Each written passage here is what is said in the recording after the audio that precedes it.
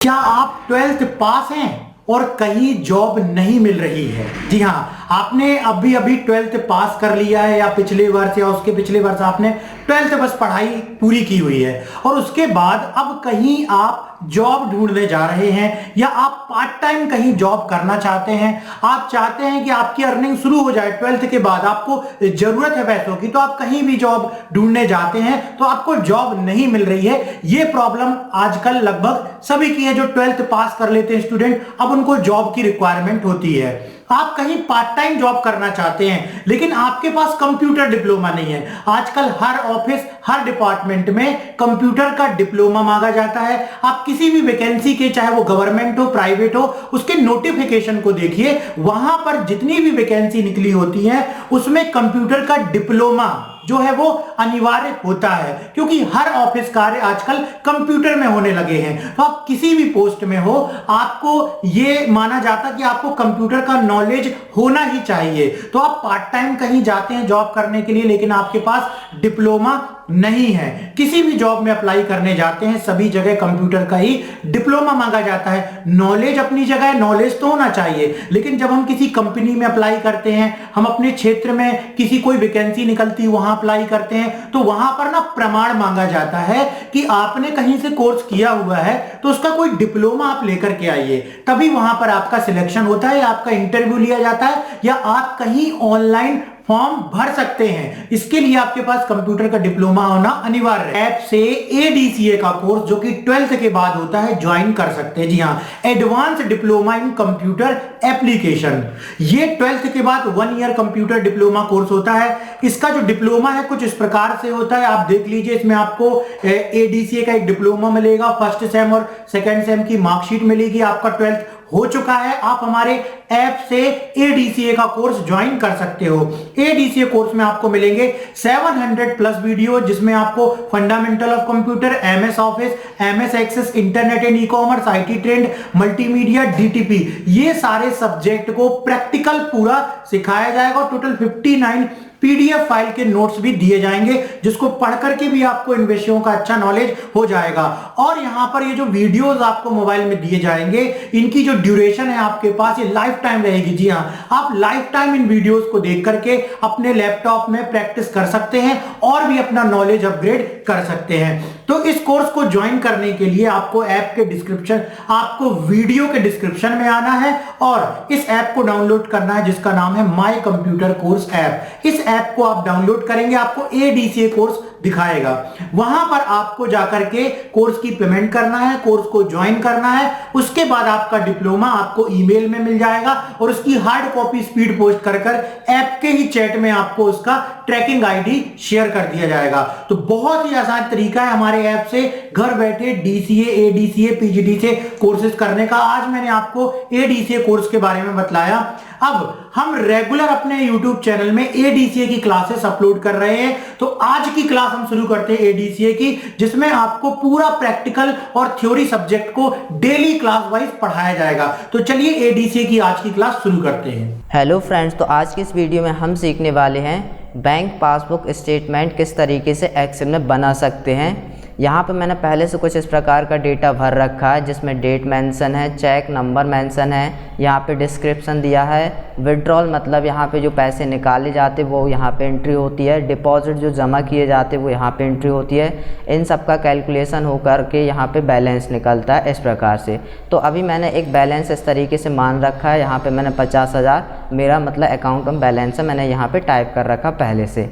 अब यहाँ पे मेरे को डेट मेंशन करनी है और डिस्क्रिप्शन। तो सबसे पहले ये पासबुक का जो स्टेटमेंट यहाँ पे देख पा रहे हैं, ये इस तरीके से, इसको मैं एक इमेज के द्वारा क्लियर करता हूँ। कुछ इस प्रकार से क्या होता है, स्टेटमेंट आपकी पासबुक, जिसमें डेट होती है, पर्टिकुलर्स होता है और इसके बाद यहाँ पे दिया गया है डेबिट होता है, फिर उसके बाद क्रेडिट होता है और यहाँ पे टोटल बैलेंस निकलता है। कुछ इसी प्रकार की मैंने वहाँ पे बना रखी है एक्सेल में। तो चलिए समझते हैं कैसे हम ऑटोमेटिक बैलेंस निकालेंगे और इसको फिलअप करेंगे।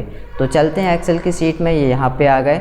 तो सबसे पहले मैं यहाँ पे एक डेट मेंशन कर लेता हूँ। यहाँ पे डेट भरनी, मतलब जिस जिस डेट में ट्रांजेक्शन होते हैं वो यहाँ पे डालते। तो अभी मैं यहाँ पे ट्रांजेक्शन के लिए एक डेट मेंशन कर ले रहा हूँ। यहाँ पे ये मैंने डेट मेंशन कर ली है, ये 12 तारीख 12वां महीना 2022 अब मैं इसको ड्रैग कर लेता हूँ कुछ इस प्रकार से, ये इस तरीके से। जब कैसे ड्रैग किया, यहाँ पे जाइए प्लस का साइन वाले ब्लैक और इसको आप ड्रैग कर लीजिए, ये हो गया। तो यहाँ पे आगे इस तरीके से 12 तारीख 12 महीना 13 तारीख, मतलब मैंने रेगुलर यहाँ पे डेट ले ली है। यहाँ पे चेंजेस हो सकती है, हो सकता है 1 महीने में ट्रांजेक्शन करते हैं आप तो यहाँ पे चेंजेस हो सकती है, तो मैंने अभी ये रख लिया। इसके बाद यहाँ पे चलते हैं, यहाँ पे दिया चेक नंबर। अगर आप चेक के द्वारा कोई पैसा डिपॉजिट करते हो अपने यहाँ तो वो आप यहाँ पे मेंशन कर सकते हो, उसके बारे में यहाँ पे डिस्क्रिप्शन दे देंगे। विड्रॉल अगर निकालते हैं, ये होता है विड्रॉल मतलब कि क्या ना होता है, निकालना, अपन पैसे अकाउंट से निकालते हैं। डिपॉजिट मतलब जमा करना। तो विड्रॉल जितना करेंगे वो यहाँ मेंशन करेंगे, डिपॉजिट जितना करेंगे यहाँ मेंशन करेंगे, और इन दोनों का कैलकुलेशन हो करके यहाँ पे क्या निकल के आएगा, बैलेंस। तो चलो मैं यहाँ पे डेटा भर लेता हूँ। अभी चेक को तो मैं स्किप कर लेता हूँ। अभी यहाँ पे मैं समझता हूँ, मान लो मैंने कैश जमा किए, ठीक है, तो मैंने यहाँ पे लिख देना कैश, ये मैंने कैश दिया, इसको ऐसा लिख देता हूँ मैं, बाय कैश, ये मैंने टाइप कर लिया। इसके बाद मैंने यहाँ पे कैश जमा किए हैं, तो मैं यहाँ पे लिख लेता हूँ कितने डिपॉजिट किए। मैंने यहाँ पे 10,000 यहाँ पे जमा किए हैं, ठीक है। अब यहाँ पे बैलेंस ऑटोमेटिक निकल आए, तो यहाँ पे आपको एक फार्मूला लगाना पड़ेगा। आपको लिखना है इक्वल्स टू, बराबर टाइप कर देना है आपको यहाँ पे। मैं थोड़ा सा इसको जूम कर लेता हूँ ताकि आपको क्लियर दिखे। मैंने ये जूम कर लिया थोड़ा सा। यहाँ पे ये आपको इक्वल करना है और यहाँ पे आपको पहले इसको सिलेक्ट कर लेना है, जो यहाँ पे बैलेंस पहली वाली सेल को, ठीक है, इसको आप सिलेक्ट कर लीजिए।